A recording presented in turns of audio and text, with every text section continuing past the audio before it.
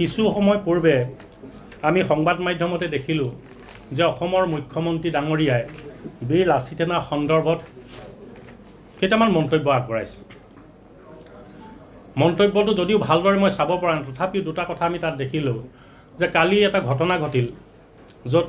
কেইজনমান যুৱকক ইতিমধ্যে গ্ৰেপ্তাৰ কৰি জেল হাজতলৈ প্ৰেৰণ কৰিবলৈ আৰম্ভ কৰিছে, যিকেইজনৰ লগত ধন দাবীৰ এটা বিষয় জড়িত হৈ আছে। আৰু তাত এটা কথা কোৱা হৈছে যে সংবাদ মাধ্যমতে দেখিছোঁ, সামাজিক মাধ্যমতো দেখিছোঁ যে পুলিচৰ ফালৰ পৰা এটা জনোৱা হৈছে যে যিকেইজন ল'ৰা গ্ৰেপ্তাৰ কৰা হৈছে সকলো কেইজন বীৰ লাচিত সেনাৰ সৈনিক বুলি তেওঁলোকে কৈছে। আৰু সেই কথাটো গইনা লৈ মুখ্যমন্ত্ৰী ডাঙৰীয়াই এটা বক্তব্য ৰাখিছে যে বীৰ লাচিত সেনা অসমে যেনেধৰণে এটা আগ্ৰাসী শক্তিৰে বা ব্যৱসায়ী গোষ্ঠীক যেনেধৰণে প্ৰচণ্ড ভাবুকি প্ৰদান কৰিছে, ধন দাবী প্ৰদান কৰিছে, পৰিৱেশ বিনষ্ট কৰিছে আৰু তেওঁলোকক ভৱিষ্যতলৈ বেন কৰিবলগীয়া এটা পৰিৱেশ উদ্ভৱ হ'ব বুলি তেওঁ আশংকা প্ৰকাশ কৰিছে। আৰু যিটো কথাই এটা ভুল বাৰ্তা মই ভাবোঁ প্ৰেৰণ কৰা দৃষ্টিগোচৰ হৈছে। এতিয়া প্ৰথমেই মই এটা কথা স্পষ্ট কৰিব বিচাৰিছোঁ যে যিসকল কালি যুৱকক ইতিমধ্যে ধন দাবীৰ গোচৰত গ্ৰেপ্তাৰ কৰা হৈছে তাৰে এজন ৰঙিয়াৰ বীৰ লাচিত সেনাৰ সৈনিক নিতু অসম বুলি, যিজনক ইতিমধ্যে বীৰ লাচিত সেনা অসমৰ যিটো দায়িত্ব ন্যস্ত দায়িত্বৰ পৰা আজি এমাহৰ আগতে তেওঁক দায়িত্বৰ পৰা আঁতৰাই ৰখা হৈছে। দ্বিতীয়তে আৰু এজন ল'ৰা বীৰ লাচিত সেনা তাত পাইছে, যিজন আমাৰ শিক্ষা সচিব বুলি কৈছে। মইতো জনাত তেওঁ কালি অৰুণাচল নে মেঘালয়ৰ পৰা আহিছিল আৰু যেতিয়া তাত ঘটনাটো হ'ল তেওঁক খবৰ কৰিবৰ কাৰণে তাত উপস্থিত হওঁতে বীৰ লাচিত সেনা বুলি গম পোৱাৰ পিছত তেওঁক অন্যায়মূলকভাৱে গ্ৰেপ্তাৰ কৰিছে আৰু আজি প্ৰমাণ কৰিছে যে বীৰ লাচিত সেনাৰ আমোল। এতিয়া মই সংবাদ মেল দিয়াৰ কিছু সময় পূৰ্বে যেতিয়া গ্ৰেপ্তাৰ হোৱাৰ কিছুমান মই দেখিলোঁ, তাতে কিছুমান ফটো মোৰ ইয়ালৈ আহিলোঁ। এতিয়া যিজনৰ প্ৰত্যক্ষ পৃষ্ঠপোষকতাত এই গোটেই ধন দাবীৰ গোচৰটো হ'ল, ধন দাবীৰ ঘটনাটো উদ্ভৱ হ'ল, মই ক'ব বিচৰা নাই যে কোনোবা এটা দলৰ তেখেত সদস্য বুলি ক'ব বিচৰা নাই, কিন্তু তেখেতক আমি এনেধৰণে দেখিছোঁ। এইজন দেখিছে বিভিন্ন প্ৰভাৱশালী মানুহৰ লগত তেওঁৰ ফটো দেখিছে। এই দেখিছে আপুনি যিজন এই দলে বুলি যিজন মানুহ তাত দেখিছে, তেওঁকতো আমি চব অতুল বৰা ডাঙৰীয়াৰ লগত আছে, বিজেপিৰ বিভিন্ন ডাঙৰ ডাঙৰ নেতাৰ লগত আছে, এইফালে তেওঁ বিজেপিৰ পিন্ধি আছে। এই কথাখিনি অলপ আগত সংবাদ মাধ্যমে মোক এই গোটেই কথাখিনি দৃষ্টিগোচৰ কৰালে। গতিকে মইতো দেখিছোঁ যে এওঁক, মইতো কোৱা নাই যে এওঁ কোনোবা দলৰ বা কোনোবা বিজেপিৰ বুলি মই ক'ব বিচৰা নাই, কিন্তু তেওঁ যিমানবিলাক দেখিছোঁ এইজনতো আমাৰ বীৰ লাচিত সেনাৰ সৈনিক নহয়, যিজনক ইতিমধ্যে গ্ৰেপ্তাৰ কৰি তালৈ পঠিয়াইছে ধন দাবীৰ গোচৰত। তেওঁ কিন্তু বিভিন্ন ফটো এয়া বিজেপিৰ বিভিন্ন ডাঙৰ ডাঙৰ নেতাৰ লগত মই দেখিবলৈ পাইছোঁ। তাৰ সমান্তৰালভাৱে বাকী যিসকল ল'ৰা আছে সেই ল'ৰাখিনি বীৰ লাচিত সেনাৰ সৈনিক নহয়।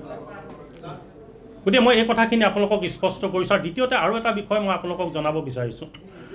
যে আজি আচলতে বীৰ লাচিত সেনাৰ কেন্দ্ৰীয় নেতৃত্বৰ ফালৰ পৰা মই কোনোবাখিনিত মই ভাবোঁ যে আমাৰ কাৰণে আশীৰ্বাদ সদৃশে এটা পৰিৱেশ তৈয়াৰ হৈছে, এটা বাৰ্তা তৈয়াৰ হৈছে। কাৰণ যেতিয়া অসমৰ বিভিন্ন প্ৰান্তত উচ্ছেদ কাৰ্য চলিছিল, যি সময়ত অসমৰ বিভিন্ন প্ৰান্তত বেদখলকাৰীৰ বিৰুদ্ধে কঠোৰ ব্যৱস্থা হাতত লোৱা হৈছিল, সেই সময়ত বীৰ লাচিত সেনা অসমে মুকলিভাৱে দ্বিধাহীনভাৱে আমি ইয়াৰ পৰাই মুকলি কণ্ঠে চৰকাৰৰ এই পদক্ষেপক আমি সঁহাৰি জনাইছোঁ। আমি এই সময়ত কৈছিলোঁ যে অসমৰ বিভিন্ন প্ৰান্তত যিধৰণে জনবিন্যাস সলনি হৈছে, ৰাজনৈতিক প্ৰভুত্ববাদ নাশ কৰিবৰ কাৰণে পৰিকল্পিতভাৱে ষড়যন্ত্ৰমূলকভাৱে এচাম মানুহে আমাৰ নিজৰ ঠেকাত ৰাজনৈতিক প্ৰভুত্ববাদ নাশ কৰিবৰ কাৰণে যেনেদৰে অগ্ৰসৰ হৈছে, তাৰ বিৰুদ্ধে প্ৰচণ্ড মনোবলেৰে মই কোৱা এটা বুকুত কলিজালৈ চৰকাৰখনে কাম কৰিছে। তাৰ কাৰণে আমি চৰকাৰৰ সেই পদক্ষেপক আমি ধন্যবাদ জনাইছিলোঁ আৰু উচ্ছেদ প্ৰক্ৰিয়া নিৰন্তৰ ৰূপত চলাই যাবৰ কাৰণে আমি আহ্বান জনাইছিলোঁ। আৰু সেই সময়ত অসমৰ মুখ্যমন্ত্ৰী ডাঙৰীয়াৰ মুখত কিন্তু বীৰ লাচিত সেনাৰ নামটো উচ্চাৰিত হৈছে আৰু তেখেতে কৈছিল যে বীৰ লাচিত সেনা অসমৰ বিভিন্ন প্ৰান্তত আমি শক্তিশালী কৰিব লাগে, তেওঁলোকক আমি উত্থানমুখী যাত্ৰাটোত সহায় কৰিব লাগে, কাৰণ তেওঁলোকে অসমীয়াৰ স্বাৰ্থত অৱস্থান লৈছে। সেইটো সেই সময়ৰ প্ৰেক্ষাপট। আৰু সেই প্ৰেক্ষাপটৰ সময়ত বিভিন্ন প্ৰান্তত বুবা চলিছে। কেওফালৰ পৰা সন্দেহৰ বাতাবৰণ এটা তৈয়াৰ হৈছে যে বহুতে ক'বলৈ আৰম্ভ কৰিছিল যে বীৰ লাচিত সেনা অসমৰ বিজেপিৰ বি টিম বুলি ক'ব বিচাৰিছিল। বীৰ লাচিত সেনা অসমক বিজেপিৰ নীতি নিৰ্দেশনাৰ শ্ৰুতলিপি মতে কাম কৰিছে বুলি আমাক অভিধা দিবলৈ আৰম্ভ কৰিছে। কিন্তু আজিৰ প্ৰেক্ষাপটত আপোনালোকে দেখিলে তেওঁৰ মুখত ওলাই মই এটা কথা স্বস্তি ৰৈছোঁ যে যেনেধৰণে পূৰ্বে যেনেধৰণৰ এটা পৰিৱেশ তৈয়াৰ হৈছিল, সেই পৰিয়ালৰ পৰা অন্ততঃ অসমৰ মানুহ এটা আশ্বস্ত হৈছে যে বীৰ লাচিত সেনা অসমে সদায় খিলঞ্জীয়া মানুহৰ কাৰণে, খিলঞ্জীয়া মানুহৰ ন্যায় প্ৰাপ্তিৰ সংগ্ৰামখনত সদায় অৱস্থান লৈ আছে। আজি কোনো সময়ত তেনেকুৱা ধৰণৰ কথা ওলাইছে যে বীৰ লাচিত সেনা অসমক নিষিদ্ধ কৰা এটা প্ৰক্ৰিয়া চলাৰ কোন সময়ত চলিছে যি সময়ত কেউফালে অসমৰ বিভিন্ন প্ৰান্তত জুবিন গাৰ্গ মৃত্যুৰ কাৰণে অস্বাভাৱিক মৃত্যুৰ কাৰণে তেওঁ ন্যায় বিচাৰি তেওঁ তদন্ত প্ৰক্ৰিয়া এটা সঠিক পদ্ধতিত যাতে যাব লাগে ৰাইজ আশ্বস্ত নোহোৱাকৈ আশ্বস্ত ধৰণে এটা তদন্ত প্ৰক্ৰিয়া চলাই নিবৰ কাৰণে যি সময়ত #জাষ্টিছ ফৰ জুবিন গাৰ্গ চলি আছে সেই সময়ত এনেকুৱা ধৰণৰ কথা চলিছে হয় বীৰ লাচিত সেনা যোৱা 3টা দিন 3টা মাহ যোৱা এটা মাহ সম্পূৰ্ণ অসমৰ ৰাইজৰ লগত আছে কাৰণ ৰাইজে বিচাৰিছে যে জাষ্টিছ জুবিন গাৰ্গ ৰাইজে বিচাৰিছে আৰু জাতীয় সংগঠন এটাই কাম হৈছে পৰিৱৰ্তনকামী শক্তিক প্ৰতিনিধিত্ব কৰা এটা সংগঠনৰ মূল কামটোৱে হৈছে যে জনসাধাৰণৰ আশা আকাংক্ষাক প্ৰতিফলিত কৰাৰ কাৰণে তেওঁলোকে বিচৰা ধৰণৰ সংগ্ৰামৰ গতিপথটো সদায় লৈ যাব লাগে বোলে যোৱা 3টা বছৰলৈ আপুনি যদি চকু দিয়ে তেতিয়াহ'লে বীৰ লাচিত সেনাই মোক কওক এনেকুৱা ভাৰতবৰ্ষৰ অখণ্ডতাৰ প্ৰতি ভাবুকি কঢ়িয়াই অনা বা ভিতৰুৱা যিমানবিলাক আইন শৃংখলা বিশৃংখল কৰিব জাতিটোক খান কৰিব পৰা তেনেকুৱা কি কাম যোৱা সময়ত বীৰ লাচিত সেনাই কৰিলে যাৰ কাৰণে বীৰ লাচিত সেনাক এটা নিষিদ্ধ ঘোষণা কৰিব মোক আজি তাৰিখত কওক কি কাম কৰিছে বীৰ লাচিত সেনাই এটা কাম কৰিছে যেতিয়াই কোনো বহিৰা অশুভ শক্তি আহি আমাৰ খিলঞ্জীয়া মানুহৰ কোনোবাখিনিত আঘাত আনিছে আমাৰ সন্মানত আমাৰ স্বাভিমানত যদি কোনোবাখিনিত আঘাত আনিছে বিনা দুখত যদি আমাৰ ল'ৰাক কোনোবাখিনি মাৰপিট কৰিছে বা অশ্লীল গালি গালাজ পাৰিছে সেই সময়ত বীৰ লাচিত সেনাৰ সৈনিকসকল তাত গৈছে আৰু এটা সামাজিক ন্যায় প্ৰতিষ্ঠা কৰিবৰ কাৰণে কাম কৰিছে ই কি অপৰাধ হ'ব পাৰে বীৰ লাচিত সেনাক নিষেধ কৰি দিব পাৰে বীৰ লাচিত সেনাৰ হত্যাটোক আপুনি বেন কৰিব পাৰে কিন্তু লাচিত বৰফুকনৰ হত্যাটোক কোনোবাই ধ্বংস কৰিব পাৰিবনে আজি লাচিত বৰফুকনে যিধৰণে হেমত কৈছিল আজিও লাচিত বৰফুকনে আদৰ কৰে কি কয় যে অসমীয়া সদায় মৰ্যাদা সহকাৰে থাকিব লাগিব স্বাভিমান সহকাৰে থাকিব লাগিব আমি স্বাধীনতা প্ৰিয় জাতি গতিকে আমি অত্যন্ত যিটো আমি কৈছোঁ সন্মান সহকাৰে থকা জাতি এই সন্মান সহকাৰে থকা জাতিটোৰ প্ৰতিনিধি লাচিত বৰফুকনে কৰে অসমীয়া মানুহৰ প্ৰত্যেকৰে অন্তৰে থকা লাচিত বৰফুকনৰ আদৰ্শ কোনখিনিত তেওঁ ধ্বংস কৰিব পাৰি মোক কওক গতিকে এই যে কথাবিলাক কৈছে যে কোন সময়ত কৈছে মই মাত্ৰ এটা কথাই ক'ব বিচাৰিছোঁ এই সময়ত জুবিন গাৰ্গৰ শোকত সকলো ম্ৰিয়মান হৈ আছে সকলো এটা জাষ্টিছ বিচাৰিছে আৰু এই জাষ্টিছক আগবঢ়াই লৈ যোৱাৰ কথাটো অসমৰ সৰ্বস্ত ৰাইজে বিচাৰিছে আৰু এই সৰ্বস্ত ৰাইজৰ মাজত দেখিছোঁ বিজেপি চৰকাৰ ৰাজপথত ওলাইছে জুবিন গাৰ্গৰ ন্যায় কেৱল বেলেগ বুলি বাদ দিয়ক আপুনি দলেও বিচাৰিছে দল চৰকাৰে নিৰ্বিশেষে তেওঁলোকে ৰাজপথত আপুনি আহি জাষ্টিছ ফৰ জুবিন গাৰ্গ কৰিছে গতিকে এই ধাৰা এই ৰাইজে বিচৰা আশা আকাংক্ষাৰ লগত বীৰ লাচিত সেনা আছে আৰু ভৱিষ্যতলৈ মই কওঁ যে ৰাইজে য'ত থাকিব ৰাইজৰ আশা আকাংক্ষাক সন্মান জগাই ৰাইজৰ আশা আকাংক্ষাক প্ৰতিফলিত কৰি এই সংগ্ৰামৰ ধাৰাটো যোৱা সময়ত বীৰ লাচিত সেনাই লৈ গৈছে আৰু ভৱিষ্যতলৈ লৈ যাব গতিকে ইয়াত যদি কোনোবাই আমাক ভয় ভাবুকি দিয়ে বীৰ লাচিত সেনা অসমে খিলঞ্জীয়া মানুহৰ যিটো স্বাধিকাৰ প্ৰতিষ্ঠাৰ যিখন সংগ্ৰামক খুব শক্তিশালী ৰূপত খুব দায়বদ্ধতাৰে লৈ যাবৰ কাৰণে চেষ্টা কৰিছে ইয়াক যদি কোনোবাই বিঘ্নিত কৰিবৰ কাৰণে চেষ্টা কৰে মই ভাবোঁ এই সংগ্ৰামৰ দায়িত্ব অসমৰ ৰাইজে সিদ্ধান্ত ল'ব এই সিদ্ধান্ত মই ভাবোঁ ভৱিষ্যতলৈ বীৰ লাচিত সেনাৰ সৈনিকসকলৰ মই যিটো প্ৰচণ্ড মনোবল আছে এই মনোবল কোনোখিনি স্থিমিত নহয় স্থবিৰ নহয় এই সংগ্ৰাম চলি যাব শক্তিশালী ৰূপতে চলি যাব অসমীয়া মানুহে সন্মান সহায়কাৰে জীয়াই থকাৰ পৰিৱেশ আৰু পটভূমি বীৰ লাচিত সেনা সদায় তৈয়াৰ কৰিব এতিয়া দ্বিতীয় এটা পক্ষালো তাতে উচ্চাৰণ হৈছে বিকাশ অসমৰ নামটো আপোনালোকে দেখিছে যোৱা কেইটামান দিনৰ পৰা বিকাশ অসম সাংঘাতিক ধৰণে জুবিন গাৰ্গৰ ন্যায় প্ৰাপ্তিৰ যিখন সংগ্ৰাম তাত অধিক সোচ্চাৰ হৈ আছে এতিয়া কথাটো হৈছে যে কেউফালৰ পৰা বিভিন্ন বাৰ্তা আহিছে যে বিকাশ অসমৰ ক্ষেত্ৰত বীৰ লাচিত সেনা অসমে কিয় এটা শক্তিশালী ভূমিকা বা পদক্ষেপ গ্ৰহণ কৰা হোৱা নাই এতিয়া আমি এটা কথা আমি ক'ব বিচাৰোঁ সেইটোৱে হৈছে যে যেনেকৈ ভাৰতীয় সংবিধান এখন বেলেগ ধৰণে চলে তাত নীতি নিয়ম আইন শৃংখলা সাংবিধানিকভাৱে চলি যায় ঠিক তেনেধৰণে সকলো ৰাইজে গম নাপাব বা তেখেতেও গম নাপাব যে বীৰ লাচিত সেনাৰ এখন সংবিধান আছে সংবিধান মতে বীৰ লাচিত সেনাৰ সৈনিকসকল পৰিচালিত হয় নীতি নিয়মৰ মাজেদি বীৰ লাচিত সেনাৰ সৈনিকসকল পৰিচালিত হয় আৰু তাত এটা কথা আছে যে বীৰ লাচিত সেনা অসমৰ যদিও লক্ষ্য উদ্দেশ্য কোনোবাই বিঘ্নিত কৰিছে বীৰ লাচিত সেনা অসমে অসমীয়া মানুহৰ যিটো স্বকীয়তা আৰু আধিপত্য প্ৰতিষ্ঠা কৰিবৰ কাৰণে ঐতিহ্য স্বকীয়তা ৰক্ষাৰ যিখন ধাৰাবাহিক যুঁজক আগবঢ়াই লৈ যাব বিচাৰিছে তাক যদি কোনোবাখিনিত বিঘ্নিত কৰিছে তাক যদি কোনোবাখিনিত বিপথে পৰিচালিত কৰিছে তেতিয়া নিশ্চিতৰূপে সাংগঠনিকভাৱে বীৰ লাচিত সেনাই তাতকৈ পদক্ষেপ গ্ৰহণ কৰিব কঠোৰৰ পৰা কঠোৰ পদক্ষেপ গ্ৰহণ কৰিব কিন্তু কোনোবা এটা পডকাষ্টত যদি যায় বা কোনোবা এজন ইউটিউবাৰ যদি তেওঁক সাক্ষাৎকাৰ লয় তেতিয়াহ'লে এই সাক্ষাৎকাৰ যেতিয়া ল'ব তাত মুখ্য সচিব ৰন্টু পানীপ্ৰকাশক পডকাষ্টলৈ নামাতে কোনোবা ইউটিউবাৰ যেতিয়া মোৰ কিবা এটা ল'ব তাত ৰন্টু পানীপ্ৰকাশক মুখ্য সচিবজনক তালৈ নামাতে গতিকে সেই কথাখিনি আনুষ্ঠানিক বীৰ লাচিত সেনাৰ বক্তব্য কেতিয়াও হ'ব নোৱাৰে কাৰণ এটা পডকাষ্টত তেওঁৰ জীৱনৰ সৰু সৰু প্ৰত্যেকটো কথা তাত সুধিব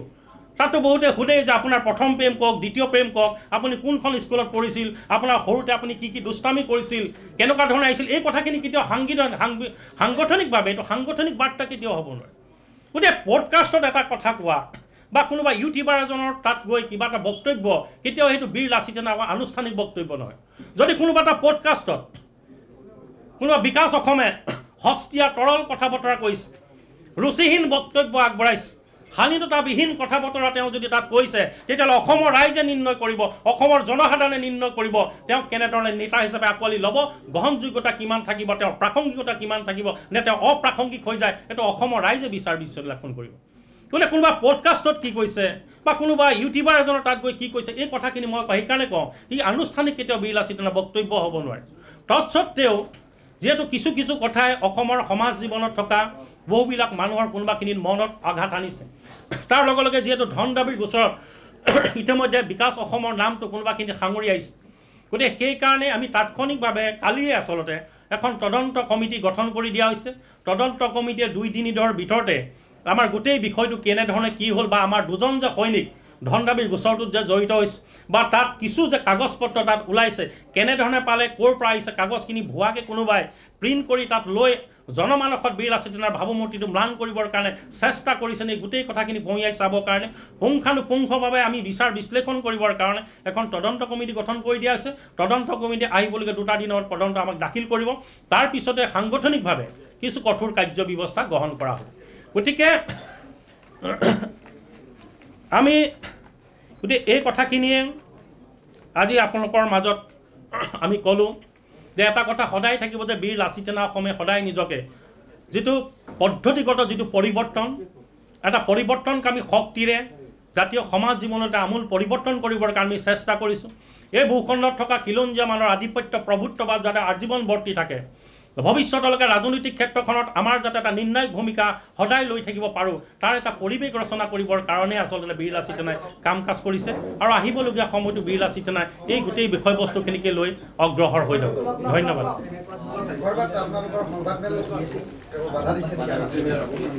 নহয়, সংবাদ মেলটো এইটো গণতান্ত্ৰিক কথা, ইয়াততো বেলেগ কথা ক'ব।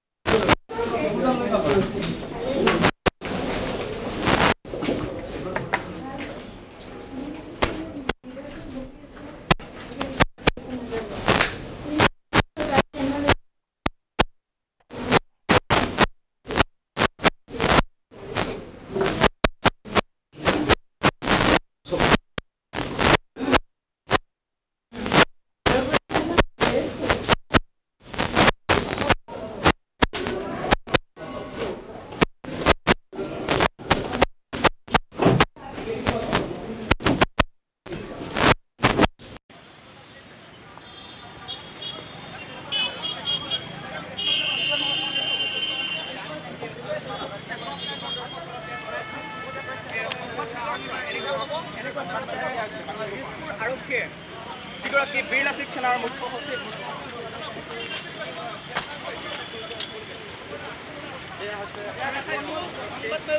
সময়তে বীৰ লাচিত সেনাৰ যিসকল সদস্য আছিলে তেওঁলোকক এই মুহূৰ্তত কৈ যোৱা হৈছে আৰু